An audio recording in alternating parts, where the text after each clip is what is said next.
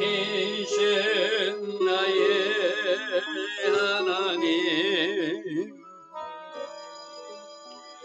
내가 주를 높이고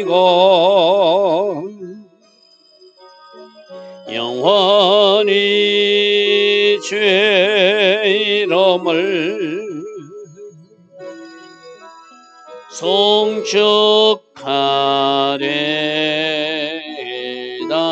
왕이신 나의 예수님, 왕이신 나의 예수님,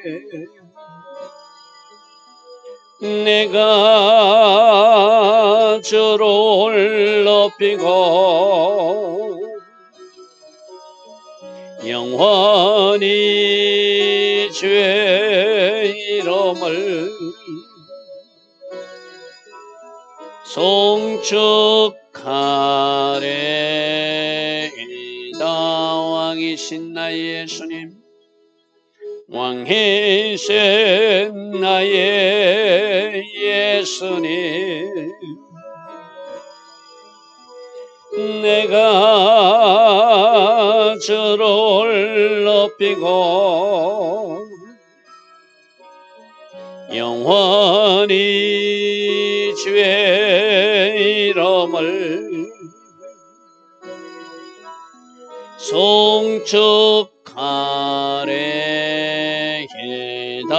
왕이신 나의 성령님, 왕이신 나의 성령님,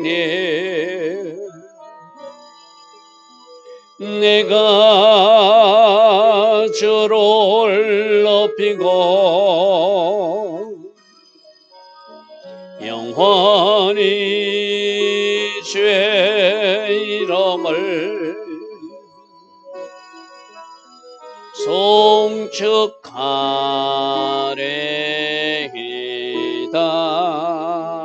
아멘. 좋으신 아버지 하나님, 복된 주일 새벽입니다. 오늘도 새벽에 일어나 하나님을 예배하는 주의 자녀들이 있습니다. 이들의 예배, 이들의 기도에 응답하시는 하나님으로 오늘도 함께해 주시고, 오늘 주일 낮예배와 주일 저녁 예배도 온 마음과 온 정성을 다하는 예배자들이 이곳에서 예배할 때, 이곳에서 찬양할 때, 이곳에서 기도할 때 우리와 함께 하시는 큰 영광의 임재로 함께 하시는 하나님으로 오늘도 역사하여 주시옵소서. 좋으신 아버지 하나님, 우리는 예배해야 하기에 예배할 뿐입니다.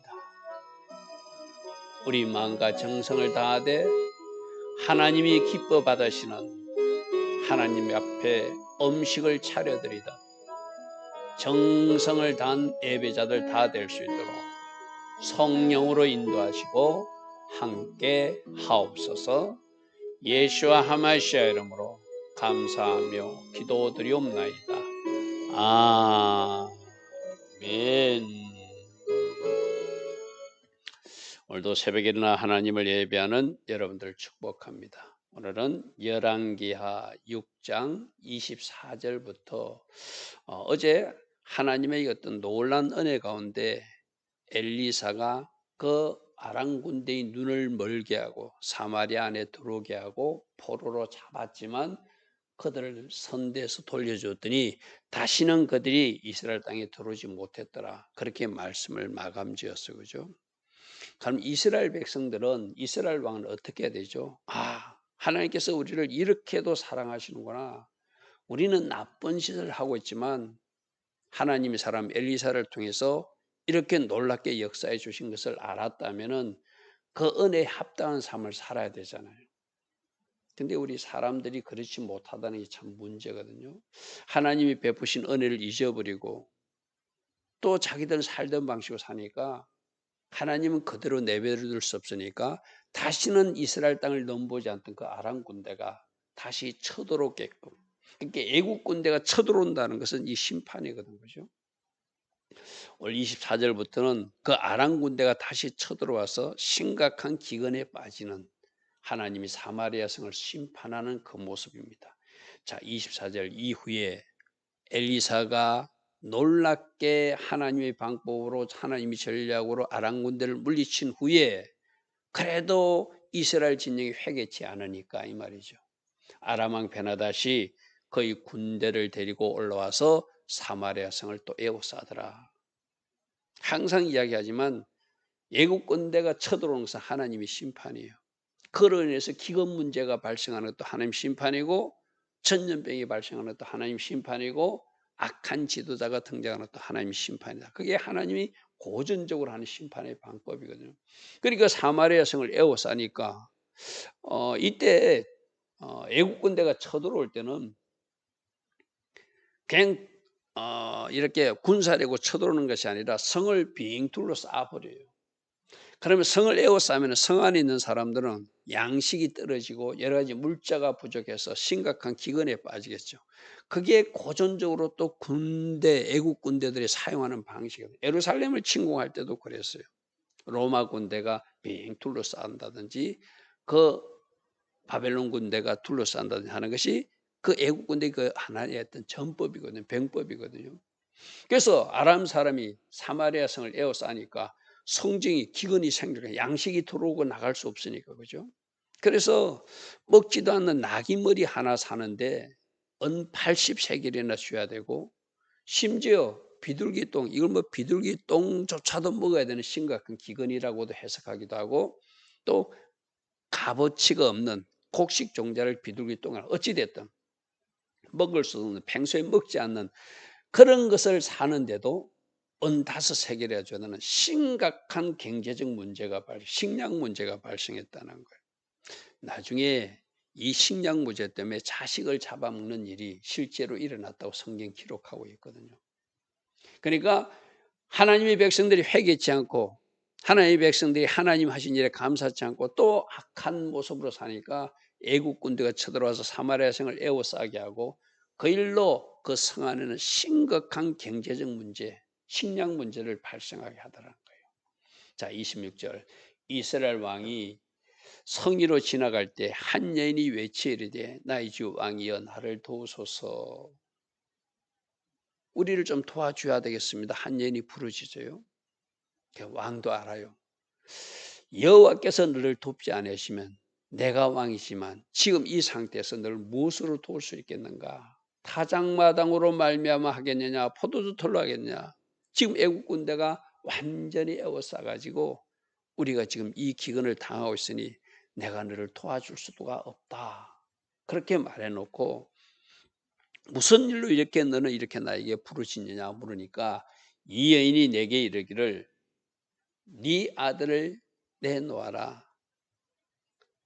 먼저 네 아들을 우리가 잡아먹자. 아주 끔찍한 일이 지금 벌어지고 있는 것이죠. 우리가 오늘 그 아이를 잡아먹고 내일은 내 아들을 잡아먹자 해놓고 우리가 어쩔 수 없어서 내 아들을 삶아 먹는 우리가 이 성경 말씀 읽기도 참 너무나 끔찍스러운 일이죠. 그죠? 이 새벽에. 그런데 이튿날에 내가 그 여인에게 이제 우리 아들 삶아 먹으니 네 아들도 내놓으라 하니까 그가 그의 아들을 숨겨놨다고 아주 끔찍한 이야기를 전하는 거예요. 여러분 앞에 자막에 내가 신명기 28장 53절 이렇게 표시해놨죠. 앞으로 돌아가서 신명기 28장 53절에 불순종했을 때 어떤 일이는 신명기 28장은 축복했을 때는 하나님께서 순종했을 때는 하나님이 놀랍게 축복해 준다는 이야기가 앞절에 등장하지만 그 뒤에는 불순종했을 때 그 저주의 결과가 어떤 것인 것을 기록하는 말씀이거든요. 그러니까 지금 사마리아 성에 일어나고 있는 심각한 기근으로 아이까지 삶아 먹는 일이 일찍이 모세 시대 때 말씀으로 주신 말씀이라는 거예요. 신명기 28장 53절 한 말씀 보십시오. 네가 적군에게 에워싸이고 맹렬한 공격을 받아 곤란을 당함으로 내 하나님 여호와께서 내게 주신 자녀 곧 내 몸의 소생의 살을 먹을 것이라. 여러분 전율이 느껴지지 않습니까? 하나님은 모세 시대 때 이스라엘 백성들이 어떻게 불순종해서 어떻게 심각한 양식 문제를 만나게 될 것이고 그 심각한 양식 문제를 해결하기 위해서 심지어 자기 자녀까지 삶아 먹는 이런 일이 있을 거라고 모세 시대 때 이미 말씀으로 말씀해 주셨다는 거예요. 여러분 57절도 한번 보십시오. 신명기 28장 57절. 제가 우리 성도님들에게 여러 번 말씀드렸죠. 우리가 앞부분에 축복의 말씀 신명기 28장 1절부터 12절까지 14절까지 막 축복의 말씀만 암송하고 선포하는 것도 참 중요해요. 그러나 그 뒤에 말씀 우리 68절까지 말씀 꼭 읽어봐야 된다고 그래서 그죠. 불순종했을 때 결과가 무엇인지를 자세히도 미리 말씀해 주시고 순종하면 이런 복을 누리지만 불순종할 때는 이런 일이 일어난다고 하나님이 경고해 주신 것이 말씀이거든요. 57절 보십시오. 자기 다리 사이에서 나온 태와 자기가 난 어린 자식을 남몰래 먹으리니 이는 내 적군이 내 생명을 에워싸고 명렬히 쳐서 곤란하게 하므로 아무것도 얻지 못하니 자기 자식을 삶아 먹는 그런 끔찍한 일이 있을 것이라고 모세 시대 때 이미 주신 말씀이라는 거예요. 그러면 하나님께서 놀랍게 역사하셔서 아람 군대를 물리친 그 은혜를 체험했다면은 이 이스라엘 백성들이 정신 차려야 되잖아요. 그런데도 또 악한 길로 가니까 하나님은 아람 군대가 다시 쳐들어오게 해서 심각한 기근에 빠지게 하고 결국엔 자기 자식을 삶아 먹는 이 끔찍한 일이 실제로 여러분 이 일은 이때 한 번만 일어난 것이 아니라 느부갓네살 왕이 쳐들어왔을 때도 실제로 일어나고 나중에 로마 군대 디도 장군이 쳐들어왔을 때 예루살렘 성 안에서 일어났던 일이거든요. 3번씩이나 역사적 사건으로 기록되어 있는 일이거든요. 우리 하나님이 모세를 통해서 미리 다 말씀해 주셨는데 그 말씀을 가벼이 여기고 멸시하고 사니까 실제로 그런 끔찍한 일이 일어나게 되더라는 거예요. 30절입니다. 왕이 그 여인의 말을 듣고 자기 옷을 찢을 수밖에 없죠. 그런데 이때 진짜로 이 왕이 회개한다면 진짜로 이런 일을 듣고 왕이 내가 잘못했고 이 누구라고 여호람이라고 해서 아들이라고 그래서 그죠. 진짜로 회개하고 하나님 앞에 무릎으로 나가고 전 국민이 금식을 선포하고 마치 니느웨 백성들이 회개하듯이 짐승들까지도 금식하며 베옷을 입으면 하나님이 그 노를 사해 주시는 분이잖아요. 그죠? 그런데 이 왕은 겉으로 이렇게 슬픔을 표하고 또 자기가 굵은 베옷을 입은 것을 보여주는 외식적 종교적 행위의 회개는 하지만 진짜 하나님 원하신 회개는 하지 않아요. 그게 30절이거든요. 자기 옷을 찢었는데 그가 성의로 지나갈 때 백성들이 본적 그의 속살에 굵은 배를 입었다는 것은 이건 좋은 의미가 아니라 백성들 포라고 회개하는 외식적 모습을 보여주는 거예요. 왜 이렇게 해석할 수밖에 없는가 하면은 31절 때문이에요. 그가 진정으로 회개했다면은 이 모든 것이 악한 왕 나의 잘못이구나. 아버지 아방의 잘못이고 어머니 이세벨의 잘못이구나 하고 아버지 어머니 때부터 있었던 그 모든 잘못된 것을 청산하는 종교 개혁이 일어나야 그게 진짜 회개잖아요. 그런데 이런 기근이 생긴 것을 누구 탓하냐면 엘리사 때문에 일어난 일로 지금 하나님이 심판하셨다라고 받아들이지 않고 우리가 어제 살펴본 대로 엘리사가 적군들에게 망신을 주고 그들을 눈이 어둡게 해가지고 사마리아 성까지 되고 하죠. 완전히 포로로 잡았다가 돌려주어서 이제 겁먹고 토로하지 못하겠던 그들이 이제 정신 차리고 다시 쳐들어왔다고 생각하. 누구 잘못이라고 생각한다고요? 하나님의 심판으로 생각하지 않고 사람이 잘못해서 일이 일어났다. 엘리사 탓하고 있으니까 이 30절에 29절에 30절의 회개는 정상적인 회개가 아니라는 거예요. 보십시오. 30절 왕이 이르되 사바세 아들 엘리사의 머리가 오늘 그의 몸에 붙어 있으면 하나님이 내게 불의의 벌을 내리리. 하나님이 이를 망령되이 사용하면서 자기가 엘리사의 머리를 베겠다는 거예요. 이 모든 일이 엘리사가 아람 군대에 망신을 주어서 저들이 복수하러 왔다고 생각했다는 거예요. 오늘 우리들과 마찬가지거든요. 하나님이 하신 일을 사람이 했다고 생각하고 사람하고 싸운다든지 사람에게 원망 불평하면 그 사람은 뭔가 문제를 해결할 방법이 없는 사람이에요. 모든 것은 누가 하셨다? 하나님이 하셨다. 누군가 나를 괴롭혀도 하나님이 뭔가 이유가 있어서 그렇게 어떤 경제적 문제가 일어나도 어떤 질병이 일어나도 모든 것이 하나님께서 나에게 어떤 메시지를 주게 한 것이라고 받아들여야 그것이 해결되는 방법이 있죠. 그죠? 그런데 이 여호람 왕은 이 모든 문제가 엘리사 때문이라고 생각하고 엘리사의 목을 베려야 되겠다고 생각하니까 이 30절에 자기 옷을 찢고 굵은 베옷을 입는 모습은 가짜라는 거예요. 가짜라. 우리도 이렇게 거짓 회개할 수 있거든요. 잘못 회개할 수도 있거든요. 마음을 찢는 회개가 아니라 회개하는 척 할 수도 있거든요. 그렇게 되면은 하나님의 방법으로 하나님께서 해결해 주신 은혜를 호의를 잊기 힘들다는 것이죠. 그죠? 자, 32절. 그때 엘리사가 그의 집에 앉아 있고 장로들도 그와 함께 있는데 왕이 자기 처소에서 사람을 보냈더니 그 사자가 이르기 전에 엘리사는 하나님이 놀란 은혜를 주셔서 이쪽에서 아람 진영에서 뭘 하고 있는지 다 알고 그것을 미리 말해 주었던 사람이잖아요. 그죠? 그러니까 지금 왕이 또 뭐 하러 어떤 계획을 가지고 자기에게 사람을 보낸지 아는 거예요. 그러니까 엘리사가 장로들에게 이르되 너희는 이 살인한 자의 아들 즉 아방의 아들 여호람이 내 머리를 베려고 지금 사람을 보내는 것을 보느냐. 지금 그들이 오고 있다 이 말이죠. 너희는 보다가 그의 사자가 오거든 문을 닫고 절대 문 안에 들이지 마라. 왜 그런가 하면은 그 뒤에 그 왕이 나를 죽이려고 오고 있다는 거예요. 그의 주인의 발소리가 그의 뒤에서 나지 아니하고 모든 것을 하나님 은혜 가운데 먼저 알고 지금 이 왕이 나를 목을 베려고 오고 있구나.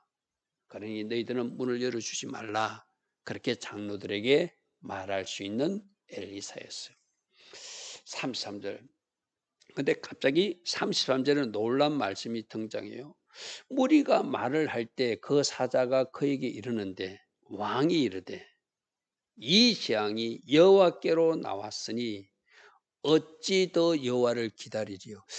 갑자기 32절에서 33절로 말씀이 변경돼 가지고 이것을 KJV 같은 해석에서는 왕이 이렇게 회개했다고 말하지 않고 그 보낸 사자가 하나님께서 이 모든 일을 했다라고 했던 것으로 번역해 놨어요.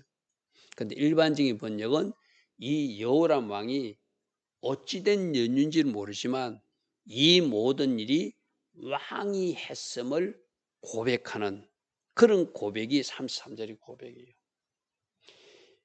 이 모든 심판이 아까 누구 때문에 일어났다고요? 엘리사 때문에 일어났다고 생각했던 사람이 찾아오다가 어떤 일이 있었는지 중간에 이야기는 좀 생략됐어요. 그죠?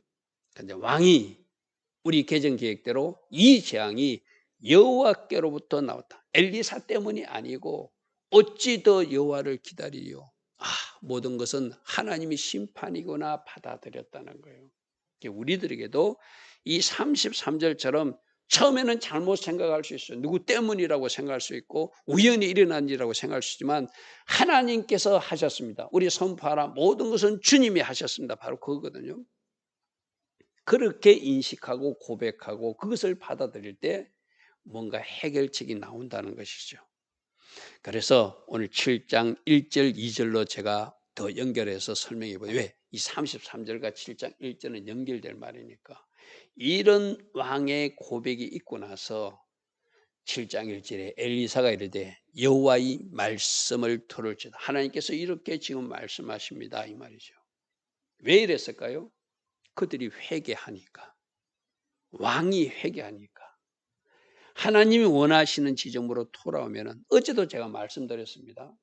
잘못하고 있는 여호람이지만 하나님이 여러 번에 걸쳐서 그 왕을 도와서 전쟁에 승리하게끔 전쟁을 미리 대비하게끔 해주신 이유는 이스라엘 역사 속에 지금도 역사하시는 그 하나님의 손길을 체험하고 하나님 앞으로 돌아오고 그렇게 한다고 그래서 그죠?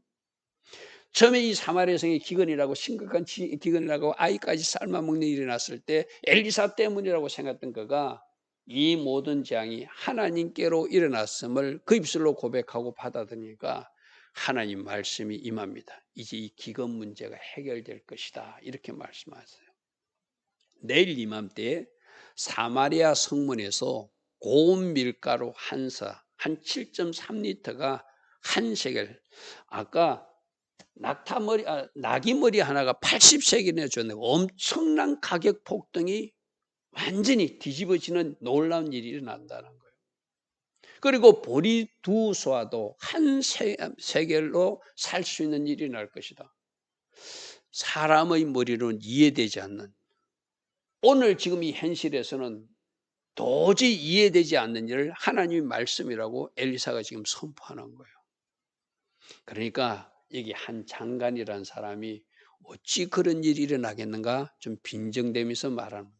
그때 왕이 그의 손에 의지하는 자 곧 한 장관이 하나님이 사람에게 대답하리되 여호와께서 하늘에 창을 내신들 어찌 이런 일이 있겠는가. 하나님이 말씀이라고 하는데 하나님이 말씀을 말씀으로 믿지 않는 거예요. 또 거기다가 자기 생각을 얹어서 불신앙의 모습을 나타내는 어떤 사람의 모습이에요. 그러니까 엘리사가 이르되 네가 네 눈으로 그렇게 가격이 다시 회복되는 모습을 보기는 보지만은 너는 먹지는 못한다는 것은 무슨 말이죠? 너는 그 일이 일어났을 때 죽게 될 것이라 이렇게 선포해요. 우리가 내일 살펴보지만 하나님은 놀랍게 역사하셔서 하늘 군대의 그 발자국 소리를 동원해 가지고 갑자기 아람 군대가 겁설 먹고 자기들 진영에 있던 모든 물건을 놓고 도망가는 일이 내일 일어나요. 할렐루야 하면 하나님은 그렇게라도 하실 수 있는 하나님. 그들이 공격하기 위해서 많은 군량묘와 양식과 이런 것들을 많이 가지고 지금 사마리아성을 완전히 뺑 둘러싸고 있다가 하나님이 하늘 군대의 발자국 소리를 그들에게 막 돌려주니까 애국 군대가 도우러 오는 줄 알고 다른 해쪽 속이 도우러 온 줄 알고 도망가자고 있는 물건들 다 내놓고 아람 군대가 도망가 버리거든요. 그러니까 그들이 버리고 간 그 전리품을 속여가지고 실제로 오늘 7장 1절과 2절에서 나온 이 현실이 그대로 일어난 이야기가 우리 내일 살펴볼 것이거든요. 누가 회개하니까 왕이 회개하고 그들이 하나님 앞으로 돌아오니까 하나님은 이제 더 이상 그들에게 기근으로 심판할 이유가 없잖아요. 다시 회복의 은혜를 주시는 그런 메시지가 오늘 말씀입니다.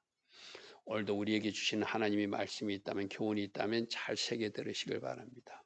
모든 것은 주님이 하셨다. 누구 탓도 아니다. 우연히 일어난 일도 아니다.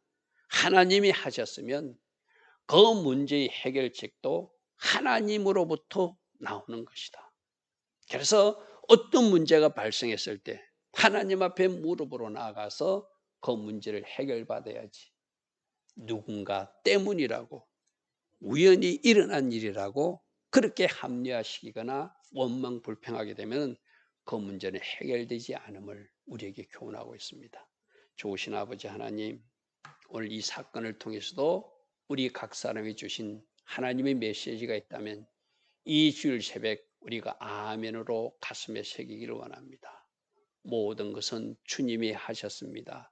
하나님이 하신 일입니다. 아멘으로 받아들이고 내가 해야 할 그 일을 찾아서 하나님 기뻐하신 선택과 결정을 이어갈 수 있는 우리 모두 되게 하옵소서. 예수와 하마시아 이름으로 감사하며 기도드리옵나이다. 아멘.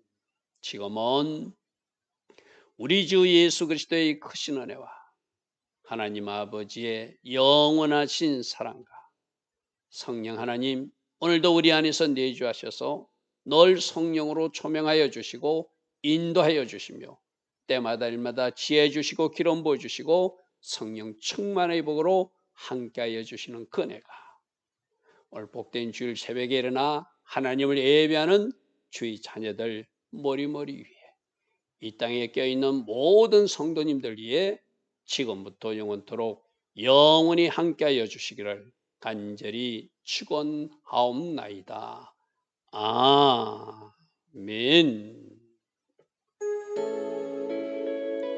주님 감사합니다. 주님 감사합니다. 날마다 새벽 만나러 주시는 말씀 마음판에 잘 새기고 이미 주신 말씀의 교훈대로 살아내어 결과가 복이 되는 인생 되게 하옵소서. 주님 감사합니다. 주님 감사합니다.